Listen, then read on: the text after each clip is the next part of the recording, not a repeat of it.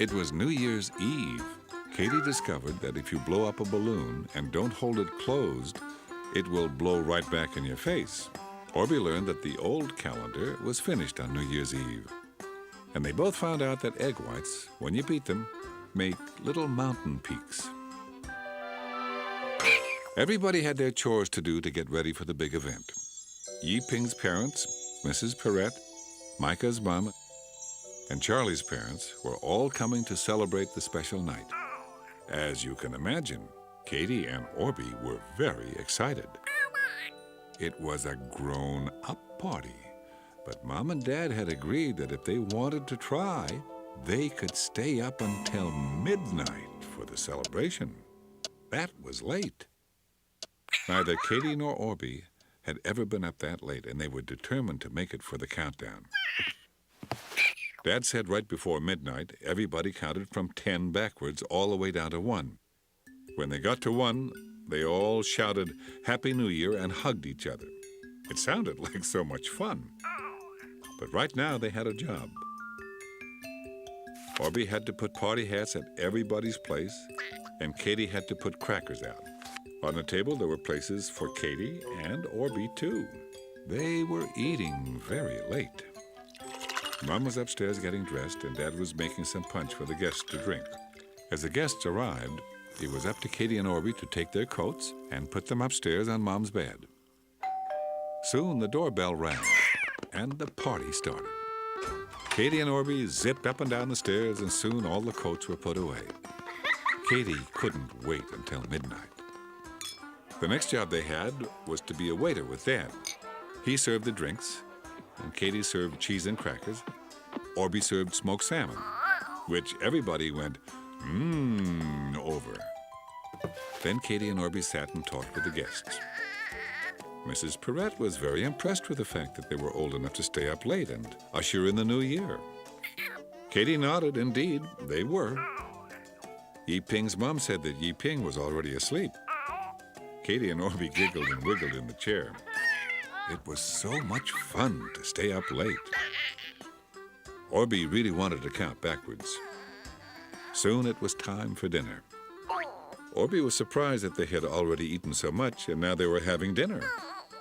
Mom said that's what grown-ups do on special occasions. At the table, everybody put on their hats. They all looked a little funny. Katie had never seen grown-ups wear party hats, except sometimes at birthdays. Dad explained that this is the birthday party of the New Year.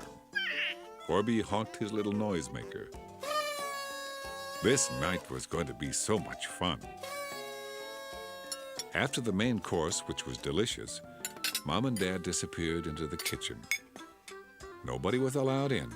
Mom giggled and said, "You can't do that," and Dad laughed right out loud. At the table, everyone was wondering what was going on.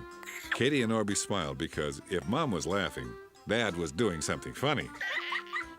Just then, the kitchen door opened and Dad carried a huge platter of something on fire.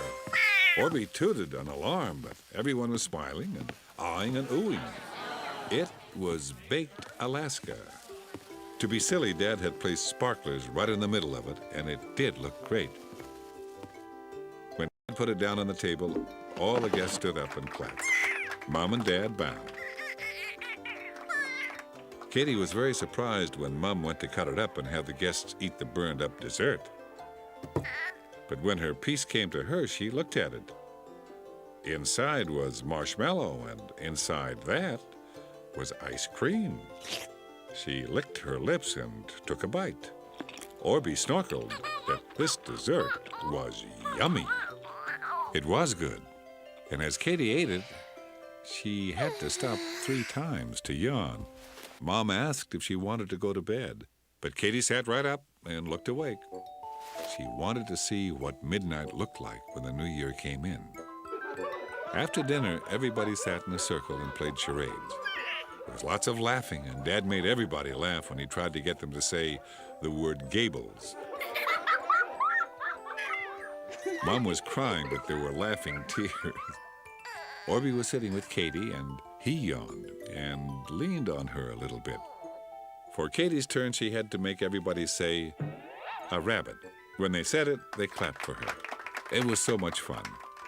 But Katie noticed that she really felt like sitting down when she was done. Orbie was next, and he had to make them say, a spaceship. He was very good, and everyone guessed quickly. They clapped for Orbie, too. Orbie sat down with Katie again, and as he did, he saw that her eyes were closed. Mom asked if either of them wanted to go to bed, but I guess you know that neither of them did. They both sat up straight and watched Mrs. Perrette do her charade. I'm not sure they saw the whole thing, though, because it wasn't long before both of them were sitting up with their eyes shut. It was nearly time for the countdown, and Dad brought over the noisemakers and hats for Katie and Orbie to get ready. Both of them woke up and put their hats back on and tooted their noisemakers a bit, but I have to tell you that ever so slowly they drifted off to sleep again. At the countdown, Mum moved over to them. She knew they would hate to miss the countdown. So Mum sat down on the floor beside them and tapped them on their knees. Katie looked at Mum and smiled, and Orbie nuzzled Katie, but neither of them woke up. The countdown started. 10, 9, 8.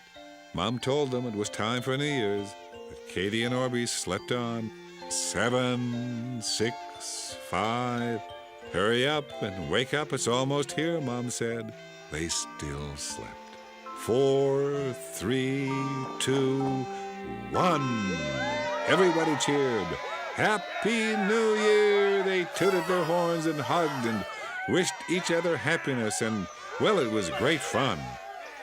Now, I have to tell you that even though Katie and Orbie wanted to stay awake and see what New Year's Eve looked like, they just didn't make it. They slept through the whole thing. Dad carried both of them up to bed and wished them a Happy New Year with a kiss. And I don't know if they heard, but I'm sure it didn't matter because that year was very happy. Just like I'm sure your year will be happy too. Did you know? No. Did you know? Did you know? Shooting stars aren't really stars at all, but little rocks that fall from space to the ground. Some people like to make wishes when they see a shooting star. What would you wish for?